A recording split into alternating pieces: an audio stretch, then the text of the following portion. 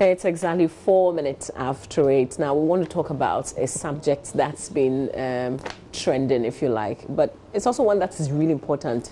It's on education. And this morning, as we're reviewing the newspapers, Kojo, Roland, and myself were trying to make sense out of a chat that had come from Dr. Prince Amor, Executive Director of the Institute for Educational Studies. Roland tried to explain. We're going to put it on the screen in a bit. I think I did but very I'm not well. sure. You kind of confused me. Despite your divergent opinion. I don't know how confused you were also, but we want to speak to the creator of this chat. It's supposed to give us a better understanding of this double tracking, how it is actually really going to work. So Dr. Prince Amor, Executive Director of the Institute for Educational Studies, is joining us via Skype to help us understand what he's put out a lot more. Dr. Amor, good morning to you. Thanks for making time to speak to us.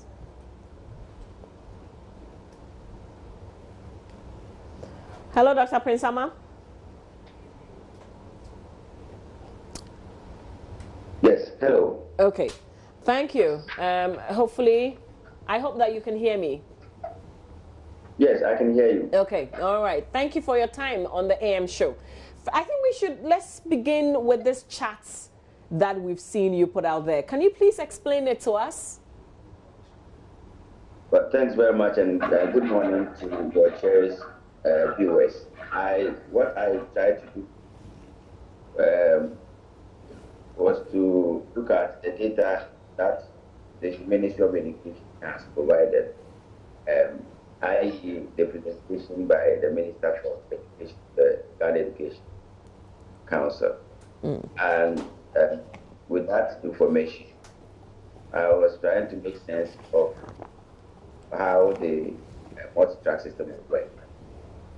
So we have 3 categories of students. In September, we will have SHS1 student, SHS2 student, and SHS3 student. The SHS3 will not be part of the multi-track academic calendar system. They will operate the traditional calendar. So they have 3 terms. So on top of the chart, you see that they have been the semester. They will do 75 days, go on vacation, come back for second term, 65 days, go on vacation, then the third term follows. For they go on vacation, for write exams and etc. So our concern will be on SHS and SHS1. SHS1 has been divided into 2. That is the double track. So we have SHS as track A, then half of the SHS1 as track B, the other part as C. So in September, September 7th, SHS2 will go to school. The school reopen. They will go. For SHS1, the first batch. Remember that the minister has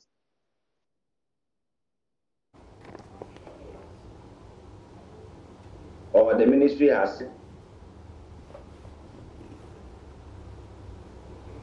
projected that there are the expected 472 to enroll in SHS. So if you divide that into 365,000 in each. So track A will enter secondary school in September, or they will go back to school September 17th. They will go to school the academic year with 1 track B. SHS1 track B be in school for 41 days. But between September and November 13, we have about 40 let me see. We have about 42 days, 2 days in there. So there's some 1 day support there. Once they stay there till November, they go on vacation. And once they begin their vacation, SHS1 tracks will come. And they'll be there from November to January. Between November 13th to January 21st, we have about 49 days.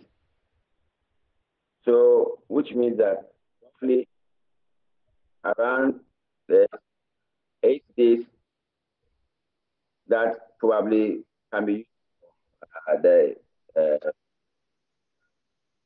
used for the Christmas holidays. And then once they are in school, that's the SHS1 track B. No, sorry, track C. Track C will come back whilst track A or track B will then go on vacation. But at that point, SHS2 track A will also go on vacation.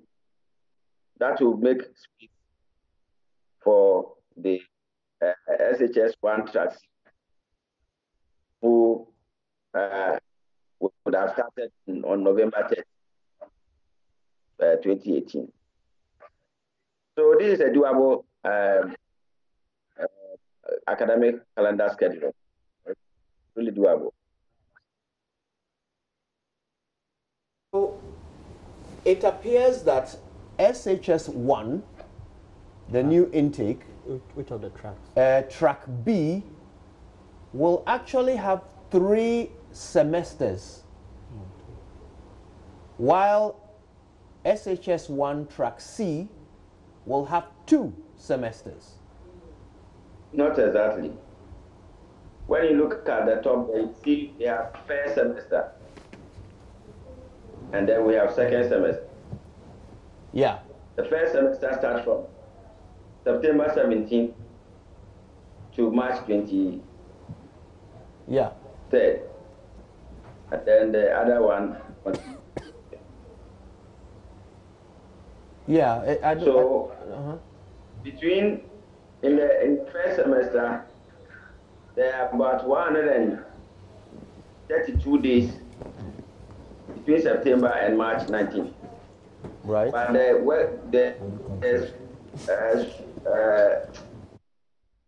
working days or school days are 81 days. There are 81 days in there, which means that there are rooms for vacation and 6 March holiday and other days that might come up. It appears that the second years will spend more time in school At a go. than the, track B of the first years.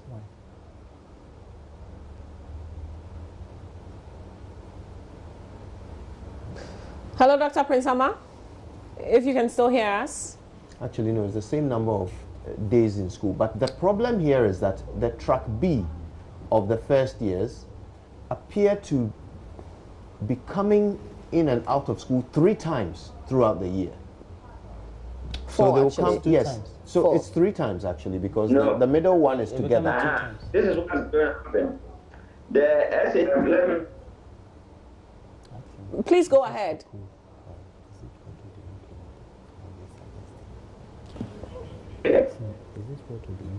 Okay, Dr. Ama, we seem to be, the system seems to be freezing on us, so there are some intermittent breaks. Hello, Dr. Ama. Okay, we seem to be having some difficulties with that Skype. We'll do a phone call so that we can have a free flow of that conversation. Dr. Prince Ama is Executive Director of the Institute for Educational Studies. A lot more questions that we still want to ask him. I think key is also what Mr. Bright Appiah said to you, Kojo Singh, yesterday about the preparedness, the readiness of the students themselves, because we've seen this is a chat to help us. We've heard bits and pieces of the conversation, but those involved, in fact, those who matter the most are the students. Several things concern me, Mamavi. The first is that the teachers haven't got a clue what this is about. They haven't? They haven't. Are they not stakeholders? We spoke to Angel Carbonu, Nagrat. He said, well, they are waiting for detail of how this is supposed to be done. How many months to go? The headmasters don't seem to have a grasp of it either, because they are all saying they are waiting for details of implementation. So if even the teachers and headmasters don't know, how much can we expect the students who this affects primarily to know? And this is a symptom of, forgive me. I was just going to say, let's put that question to Dr. Prince Amma, but please land. Yes, I was simply going to say, this is a It's symptom. on the line, so you can put that. Yes. Dr. Amma, first of all, to confirm, this is information from government that you have tried to present in this table, right? It's not your suggestion of how it should be done. Exactly. Okay, good. Yes. So, I mean, the question here is this. Look at how we are struggling to grapple and understand with this system. Does this indicate to you at the Institute of Educational Studies that government has not done sufficient work to explain this to the people of Ghana in the time that is left for implementation to begin? In all sincerity, I don't think that this is very difficult to understand at all. At all. This is just a scheduling, timetabling. And I was trying to explain, probably, I mean, even if I had not explained, and if we're looking at the chart, the Gantt chart, you will clearly see what the allocations are. I think that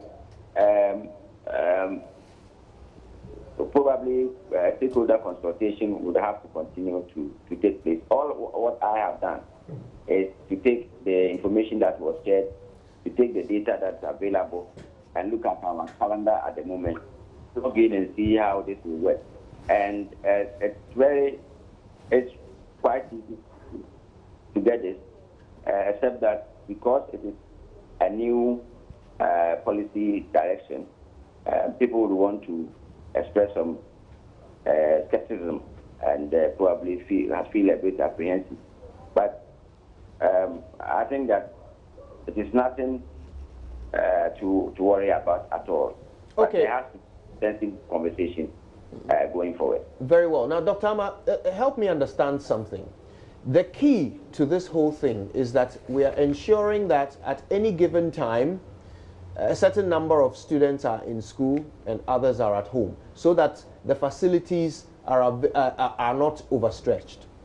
However, looking at the figures, it would appear that over the next 5 to 7 years, which is the proposed implementation period from government, there will now come a time when every student is on this semester system, as you have described. So every year group will be doing what SHS1 is doing in your chart here. Every year group will be doing this. So does this not indicate that there will come a time when at certain times during the year, all the students will be in school at the same time, both streams? No, but sorry, I don't think that's going to be the case. Actually, there are softwares available. This thing is timetabling. It's just scheduling of school calendar. There are timetable and it's done all over the world. There are software that if you plug in the number of days and everything, will give you a good multi-track system that will ensure that there's no clash, and that will ensure that the facilities are used adequately and everybody gets a place to sit. So I'm not foreseeing that at all. What I have done, I did this manual, but I should think that, and it's not expensive to get the software to plug in the figures going forward and get a scheduling that will not clash.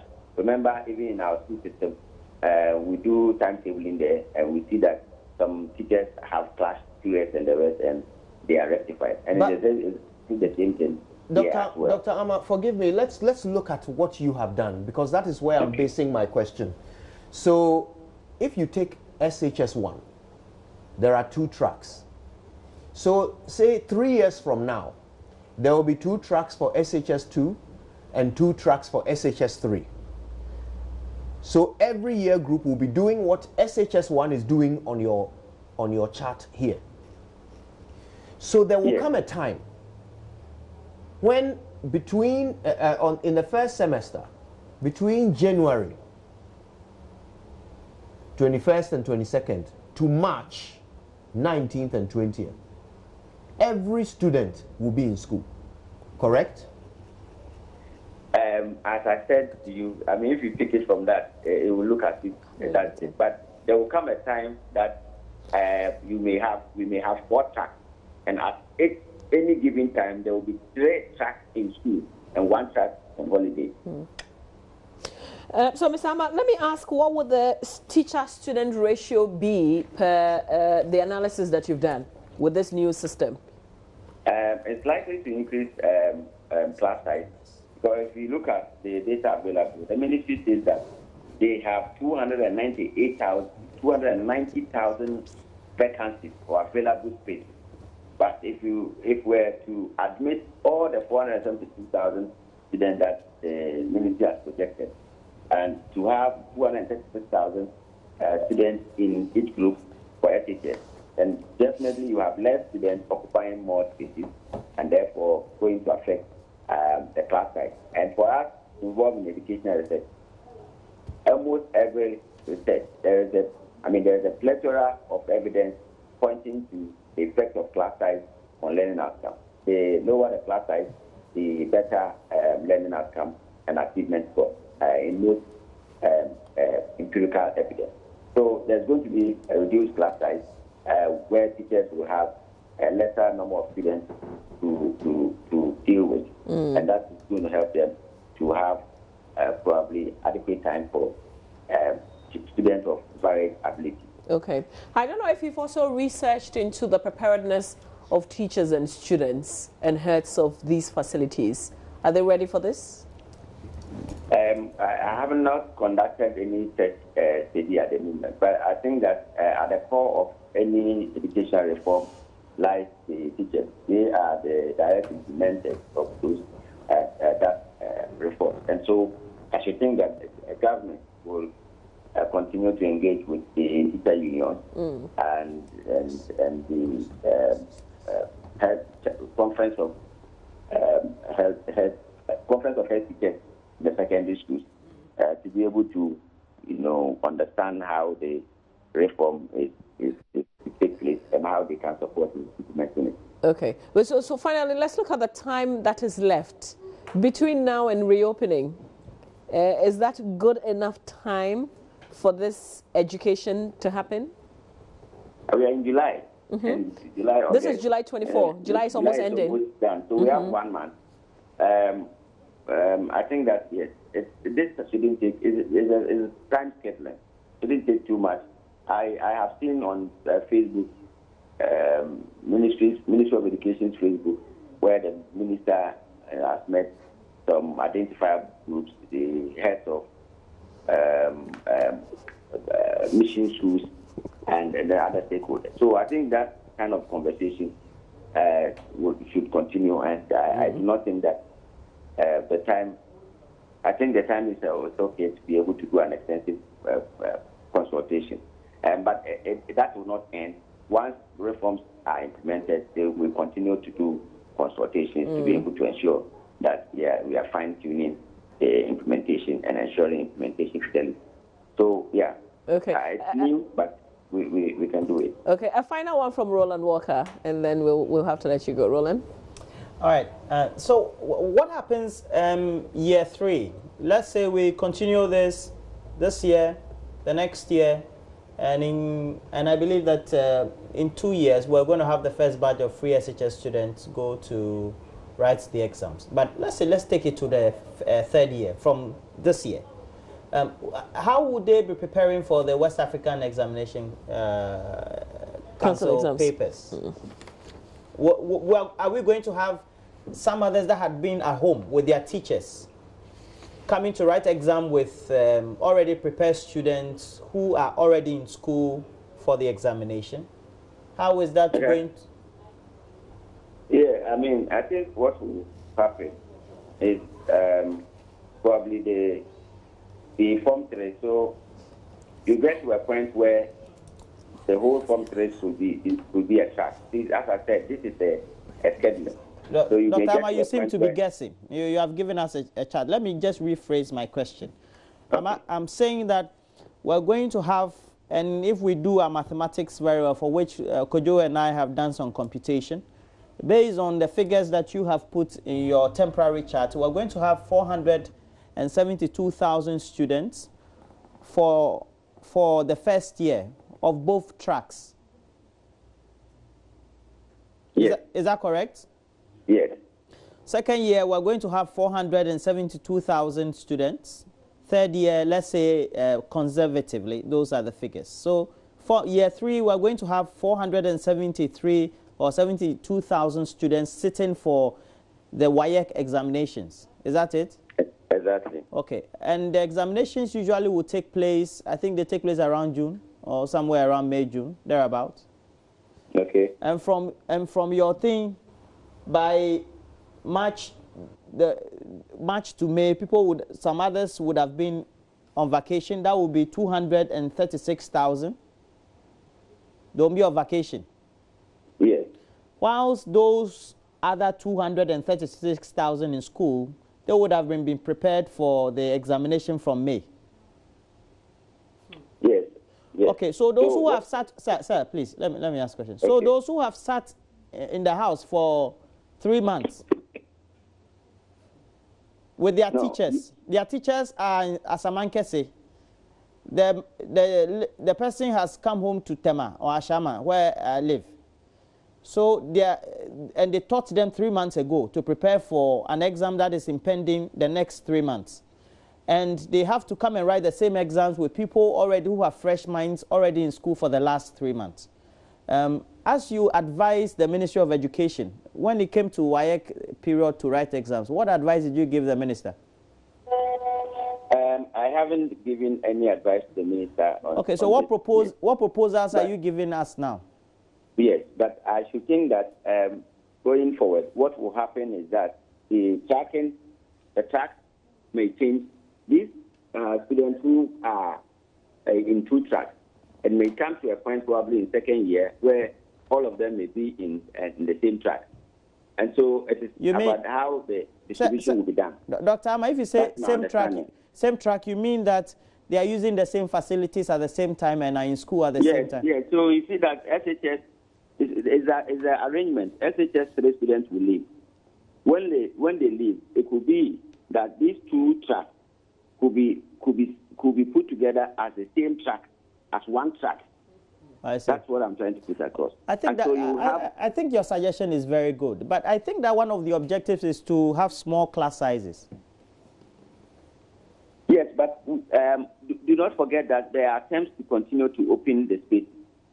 So, for example, this year they've got 13,000 more space, and I do not think that they will continue to allow they will not try to make up more spaces to accommodate people. Okay. So we'll get to a point where this cohort who have been broken into 2 may be brought together as one track, probably in the second year or by the time they get to third year, that will allow them to write. I think that's a nice contribution.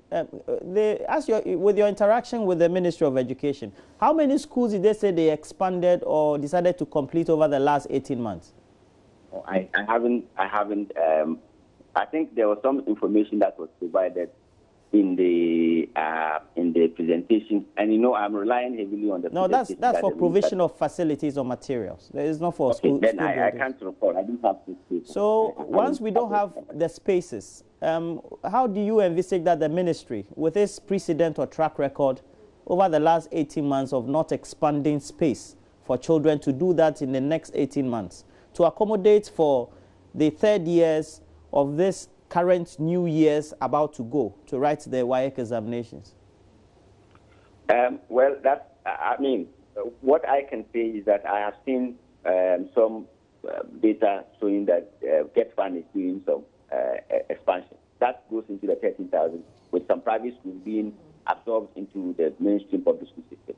So I would encourage and advise the government to begin or expedite action in providing more facilities to enable the third year or the students who are currently in the first year to be able to be brought together as one track and allow them to appropriately write the work.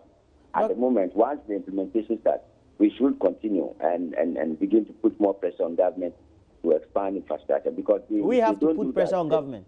Dr. Ahmad, do you know that the NDC government promised to build 200 senior high schools for maybe for students to attend day schools over a 4-year period? They were not able to provide the 200. Yes, I am aware. Okay, so you think that the remaining years that is in this term or the administration for the Nanado administration, you think they'll provide the rest of the spaces that you're talking about? No, I think. Or we have to put pressure. I think that it is the government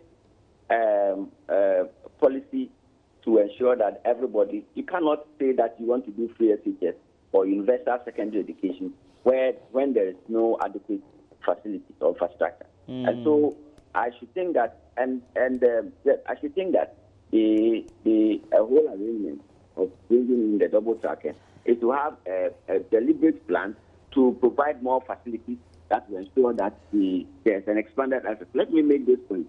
At the moment, we have only, with our net enrollment ratio at JHS, it's 50%. What it means is that we have one out of two child who is supposed to be in junior high school is in school. And so as we work towards increasing our net enrollment ratio, we are expecting more people to write BEC and expecting more people to come to secondary school. And so it would be suicidal for any government to sit unconcerned, probably. Then we've already committed suicide over the years. You know that? Pardon? Now, then it means that our governments have been killing us over the years already, because they won't build the schools. But more so, you the gurus in education, advising government, you've been citing Japan and some of those places. You know the population of Japan? Well, I have not cited Japan. No, not you. I mean... Ms. Amma, we have to let you go. We thank you for tolerating a lot of the questions that we put to you. But just before you hang up, what's your understanding? Is this an interim measure? Because you say at some point we will have, 2 tracks converging.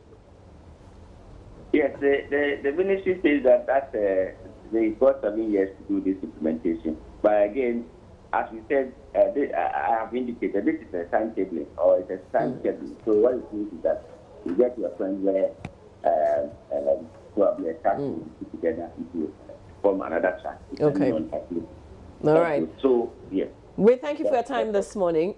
Thank you so much for your time.